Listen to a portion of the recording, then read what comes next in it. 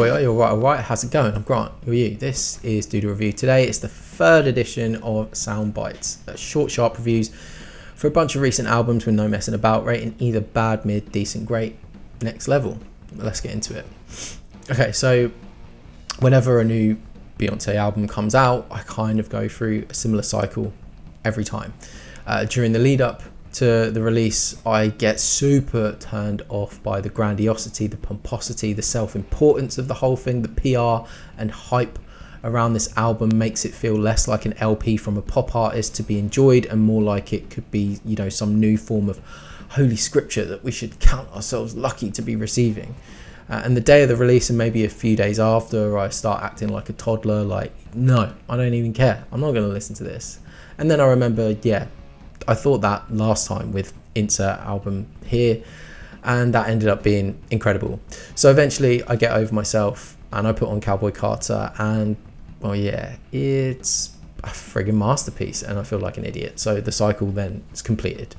I will say though, to my point before about how the publicity and lead up kind of just slaps you in the face with the importance of the record, you know, while I absolutely agree that it is important and in fact deserving of the prestige it's been handled with, it would be nice to just discover that on your own for yourself. It also kind of creates the impression that the album isn't also incredibly fun. And yes, American Requiem is staggering in its lyrical themes, arrangement, production, vocal performance, instrumental, well, just on every level. And, you know, the Blackbird cover is beautifully poignant.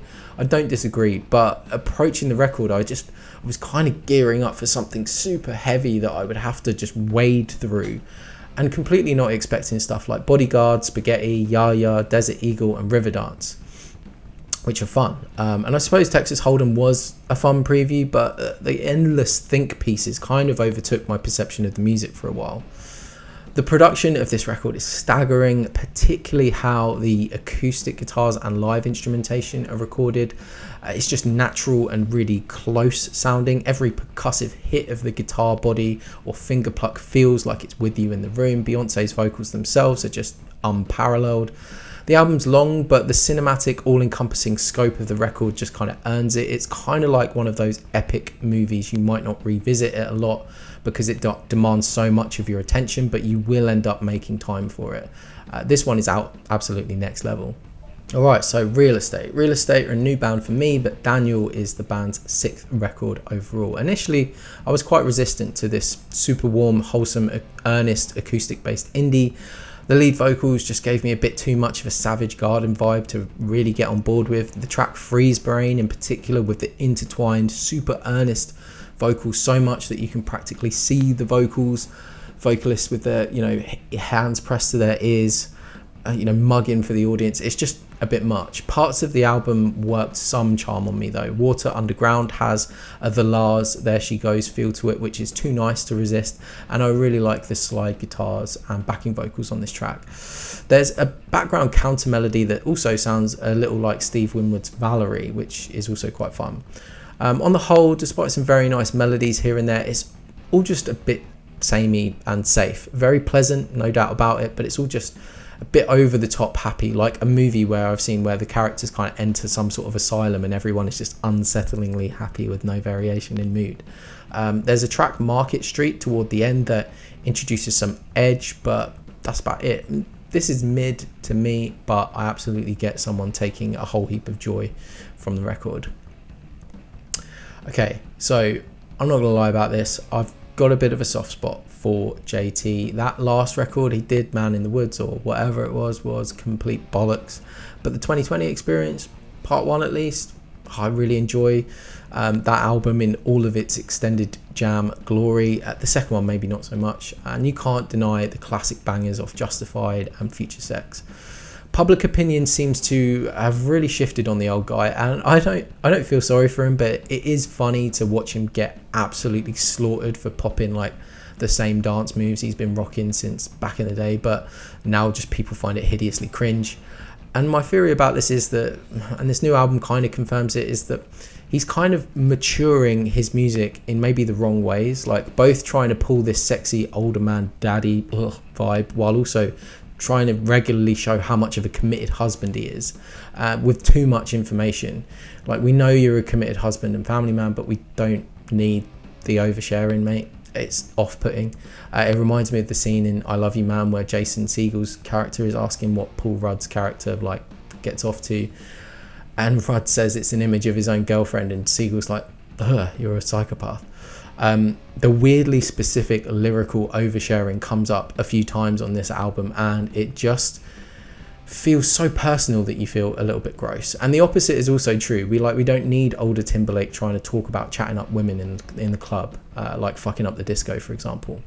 And I appreciate it's a fine line to ride, but I hear a few tracks on this that point to the direction I think he should be in. No Angels and Play make me think the best approach for Justin Timberlake in 2024 would be just to embrace the dad funk, the dad disco. And by that I mean just make fucking great funk, soul, disco-y type music with killer musicians that we can hit the air bass guitar to and rock out to, like Jamiroquai style. You know, stop trying to be smouldering Justin Timberlake in the club with the young hot things, and just embrace like day drinking at a festival full of 30, 40 or 50 year olds.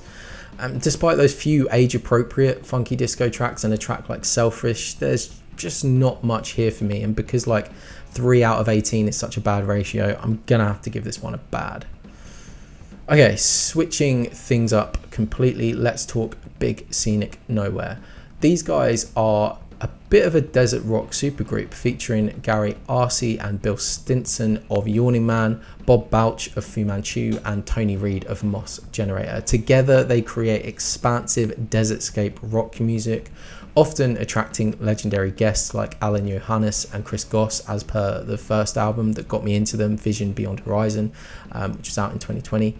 Released earlier this year, The Waydown is the group's third record, offering another psychedelic trip out into the Mojave.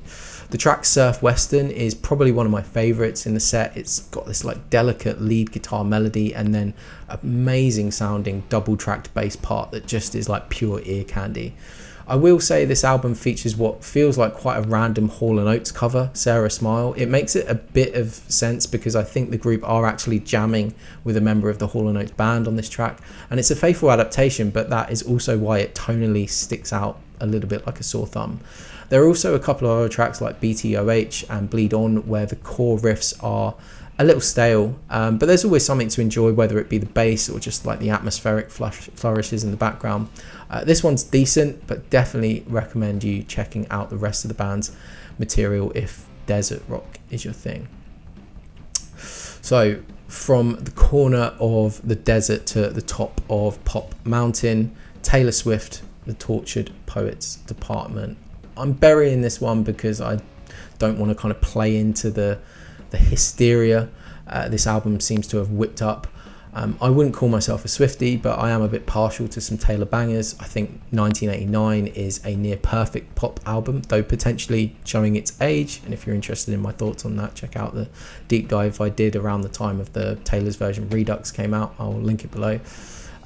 Despite being largely positive on Swift, I have to say the past 6 months have been almost painful in how just overexposed the pop star is. It's been kind of impossible not to have some detail of her life crammed down your throat. Like, I did not want to know about the breakup with her fiance, nor did I want to know about her fling with Matty Healy, much less did I care about her relationship with Travis Kelce. I did not ask to know a single bit of this information, yet my brain is forced to know it.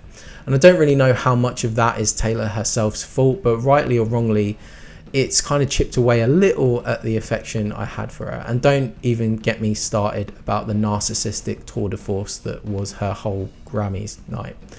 But with all of that in mind, you know, my interest in Tortured Poets was pretty much near zero when it came out. But I don't care enough to be a hater, so I gave it a shot. I do not have enough time in my life to listen to the surprise second album, but the core Tortured Poets release is okay.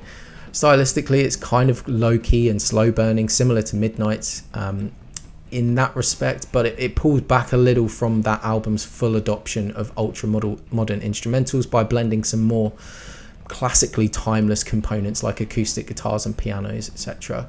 Thematically, this is of course surprise surprise about breakups, offering an almost post-mortem of several high-profile Swift relationships.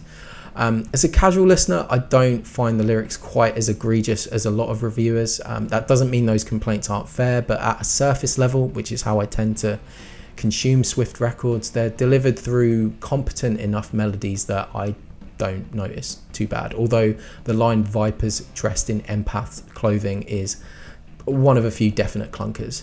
And where others criticise, I just find it funny how often she decides to fire a few fucks into the lines throughout the record as well. I think My Boy Only Breaks His Favourite Toys, Down Bad and Guilty as Sin are the main tracks I'm kind of taking from this. The rest is just fine. Probably one for the fans more than the casual listeners like me. I'd say this is mid.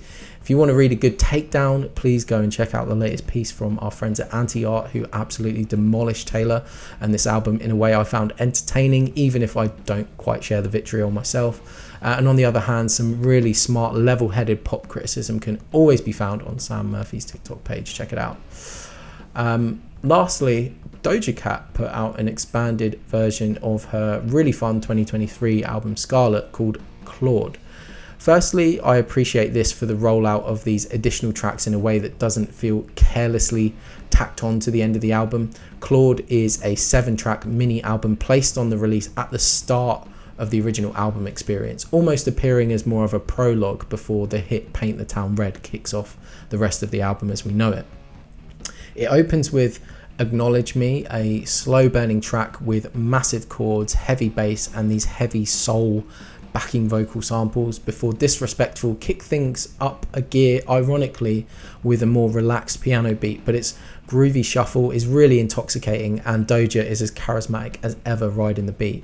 We get a couple features from A$AP Rocky and up-and-comer Tizo Touchdown that are cool, and OK Loser is without a doubt the most fun on this little companion piece. Head High closes things off with the chilled out, low-key, no-name sort of vibe I loved hearing on Scarlet, and yeah, overall this is great. I'd check it out, especially if you're a fan of the album. That's it, time to knock it on the head.